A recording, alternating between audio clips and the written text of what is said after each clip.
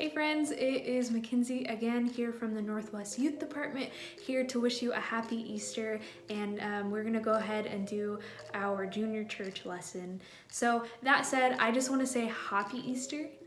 Get it? Like a bunny hopping around? No? Happy? Happy? Yeah? Anyway, I thought it was funny. Anyways, so over the last few weeks, Abby and I have been talking about different themes that are leading up into the celebration of Easter Sunday, which is today.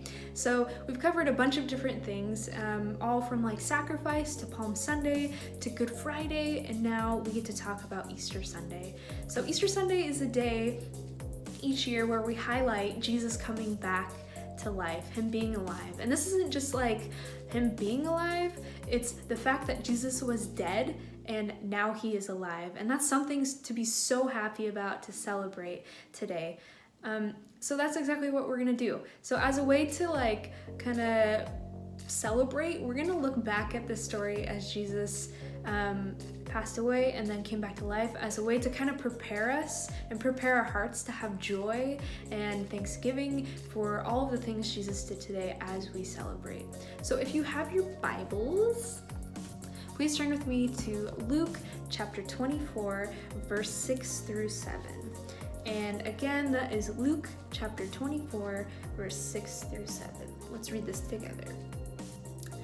He is not here, but he has risen. Remember how he told you while he was still in Galilee that the Son of Man must be delivered into the hands of sinful men and be crucified, and on the third day rise. So, as a refresher, remember that just 3 days ago, Jesus died a really sad and awful death. And in the last video, we talked a little bit about Good Friday, and that's the day that Jesus died. This was the day that he was no longer alive, but he had died. And remember that he had died in front of everyone, and once he had passed away, he was taken to a tomb, or what we call a cave, and he was buried. Remember that everyone, his friends, his family, his close friends and followers, everyone saw him breathe his last breath and saw him die. As his family, we're all kind of like processing this. Those who loved him were processing his death. Big things were happening. So we read that early in the morning, the next day of the week, some women who had been really close friends with Jesus went to the place where Jesus had been buried. He had been crucified on a cross and buried in a tomb or a cave, and women were going to go there to put spices on his body, and that was kind of a way to honor Jesus in his death, and that's kind of what they did back in that day to kind of preserve the body. And they were really sad when they went to the tomb, and when they arrived at the tomb, the women discovered that the stone, this huge stone that was covering the entrance into the cave, had been moved and it had been rolled away. Can you imagine just like the look of shock and surprise on their faces when they saw this and they like just walked into the tomb? And to their surprise, even more, when they walked inside the tomb, they had the biggest, craziest thing happen. The tomb was empty and Jesus was not there. Suddenly, surprise turned into fear, like right away when two men shining really bright clothes came down and stood beside the women. In their fright, they bowed down with their faces to the ground because they didn't know what else to do, and the men spoke to them, and they said, Jesus is not here, he has risen. Don't you remember what he told you in Galilee? That's exactly what we just read in here. And the women remembered what Jesus had told them, and they were no longer afraid. They actually turned their fear into excitement and joy, and they went back to Jesus' disciples and their friends, and they told everyone what they had seen and what they had been told, that Jesus had rose from the dead. And this is just such a happy day of celebration. You and I have reason to be happy today too, don't we? I know there's tons of things happening, but there's so much reason to be happy and to celebrate and to be thankful for. We're happy because we know that Jesus rose from the grave and that he lives forever. But we are also happy because we know that the Bible tells us whoever believes in Jesus won't pass away, but will have eternal life with him forever. And that's just such a beautiful thing and something to celebrate and be thankful and be happy for. So today, let's celebrate together with those who are around us, Jesus coming back to life. Let's celebrate the gift that is to us. And as we celebrate Easter today, let's choose to have joy and happiness. Even though things look a little bit crazy and weird right now, let's choose to have joy and celebrate kind of the joy that we have today on this Easter Sunday. Let's choose to be happy today because Jesus is alive and well today. So I'm going to go ahead and say a special Easter prayer over you all. And so let's go ahead and pray. Lord Jesus, I rejoice and I rejoice continually in you and your glorious and triumphant victory over death. For your victory is my victory. Help me to live in it forever. And I am so grateful for you in the depths of my heart, grateful forever. Amen. Happy Easter to you all. And know that you are well loved by us and that we are praying for you all. And we just pray that all would be well with you. Thanks again and happy Easter. Bye, everyone.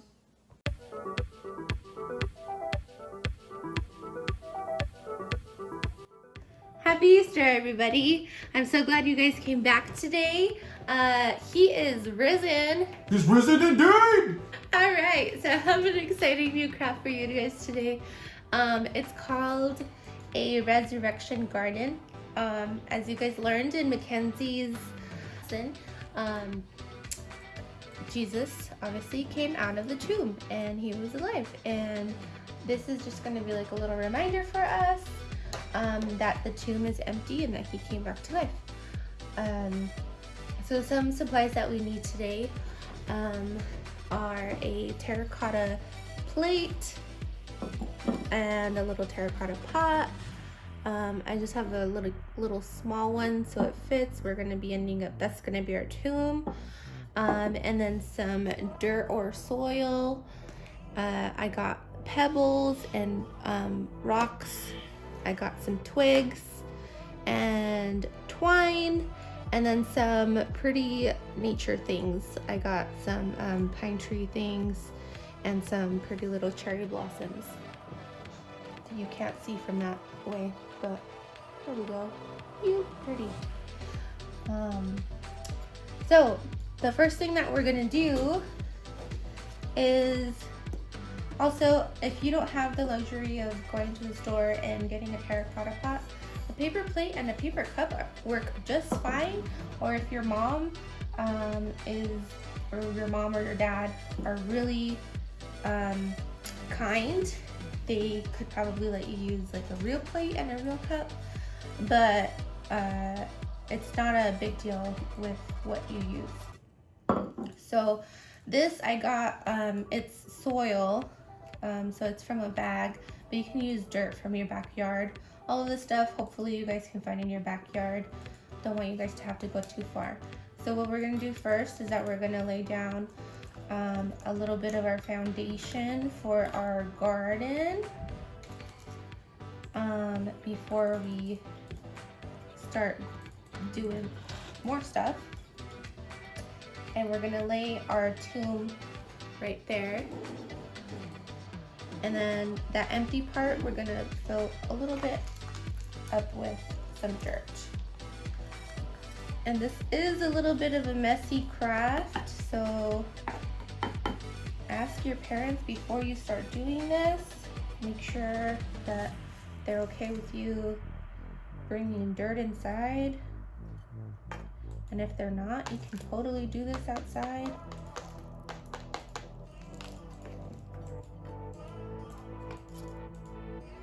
So from the other resurrection garden pictures that I've seen, people cover the top.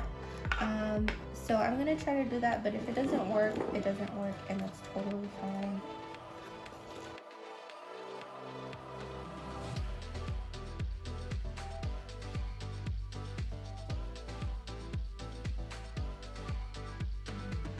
So as you can see, I made a humongous mess. So be very careful.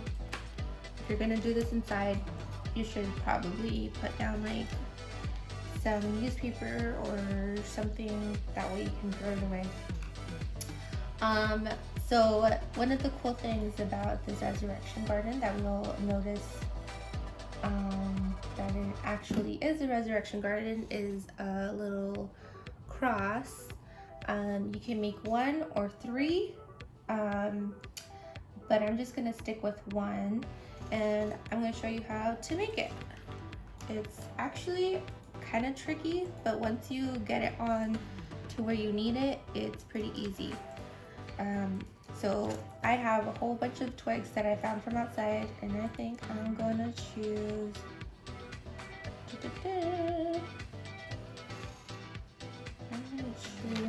these two. How we do it. You're gonna lay your string down kind of across this way if it lets you.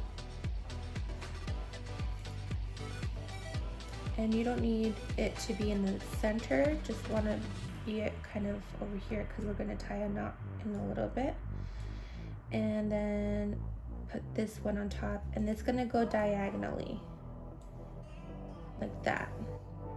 Okay, so this way to this way.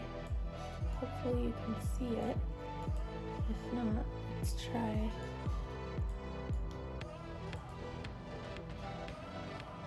So from this bottom corner right here to this top corner. And the next step is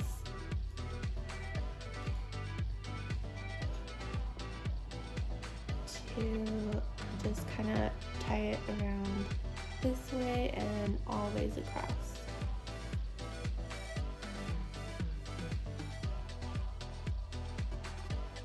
And then you just go ahead and tie your knot.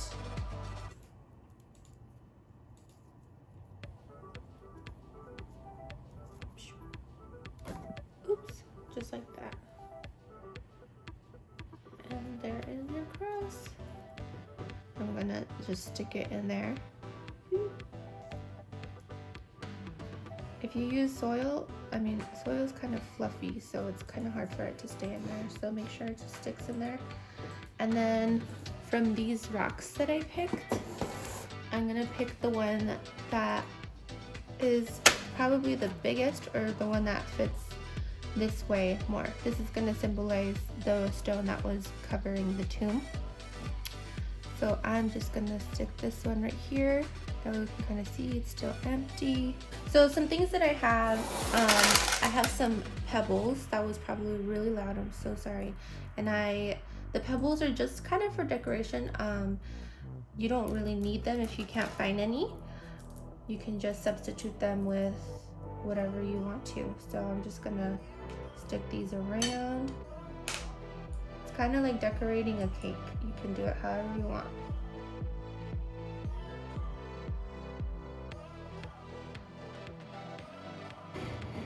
Got my rocks on there, and you can leave it like that, or you can add on some flowers for the cross.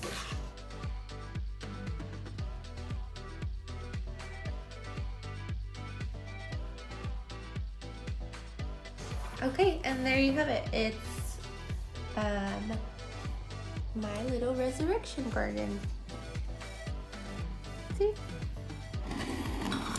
As you can see, it's not that hard, and you can be creative and really do it however you want to. I think I'm gonna end up putting some flowers on the back so it doesn't look so bare.